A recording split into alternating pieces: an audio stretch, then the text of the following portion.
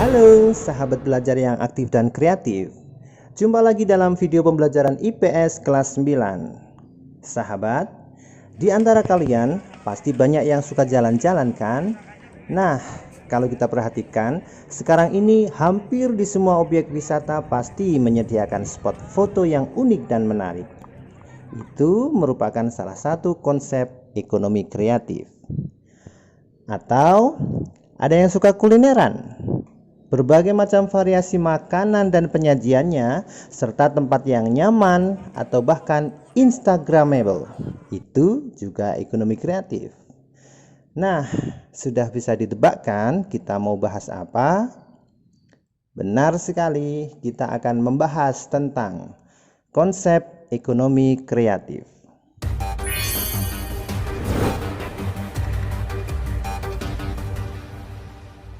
Sebelum kita bahas tentang ekonomi kreatif, adakah di antara kalian yang sudah mengetahui makna kreativitas? Karena dalam ekonomi kreatif, kreativitas memegang peranan penting di dalamnya.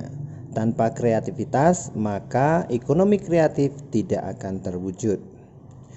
Oke, sahabat belajar, kreativitas adalah kemampuan seseorang untuk melahirkan sesuatu yang baru, baik itu berupa gagasan maupun karya nyata yang relatif berbeda dengan yang ada sebelumnya.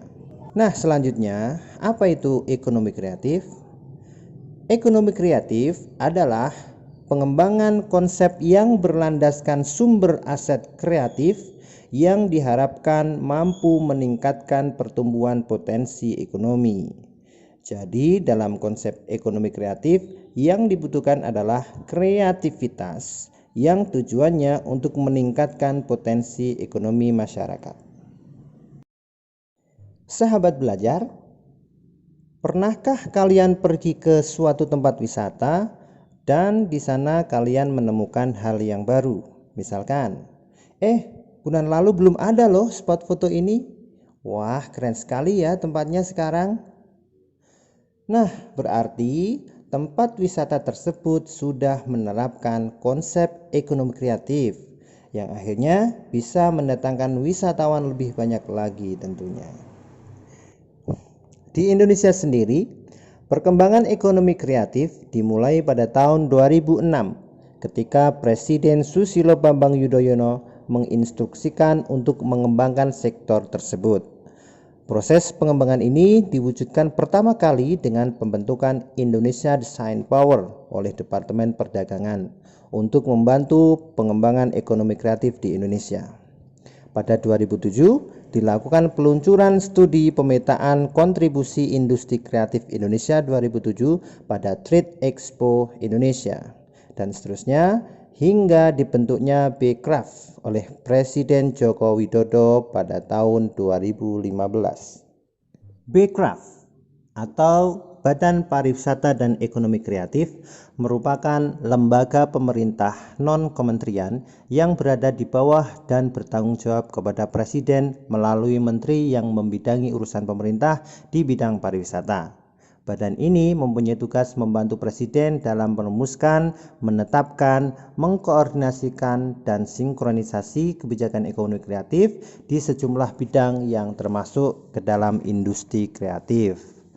Ada setidaknya 14 sektor yang diidentifikasikan Departemen Perdagangan sebagai bagian dalam ekonomi kreatif, yaitu periklanan, arsitektur, pasar barang seni, kerajinan, desain, film, video dan fotografi, fashion, permainan interaktif, musik, seni pertunjukan, penerbitan dan percetakan, layanan komputer dan piranti lunak, televisi dan radio, serta riset dan pengembangan.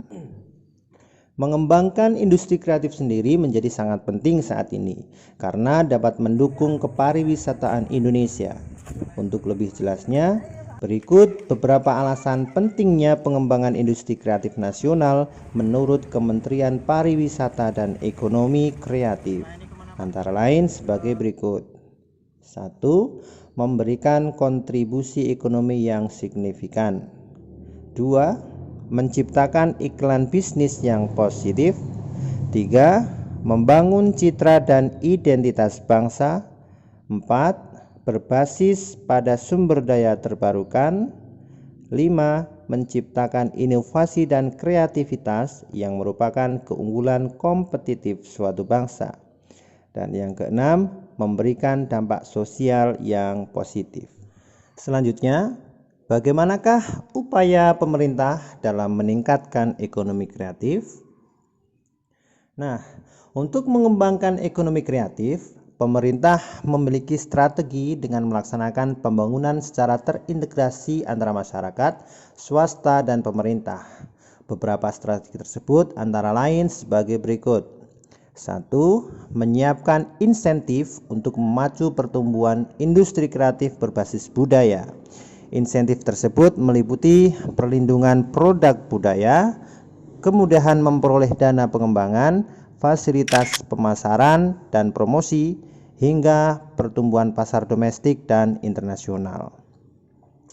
2. Membuat roadmap industri kreatif yang melibatkan berbagai lembaga pemerintah dan kalangan swasta.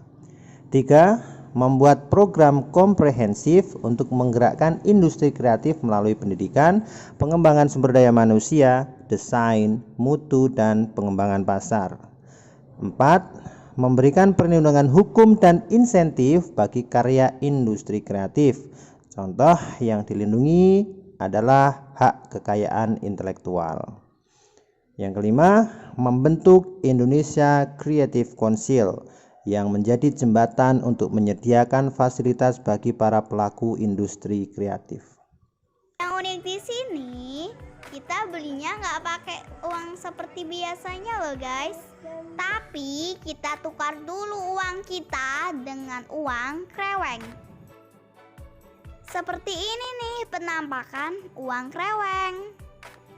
Demikianlah gambaran mengenai konsep dan pengembangan ekonomi kreatif di Indonesia.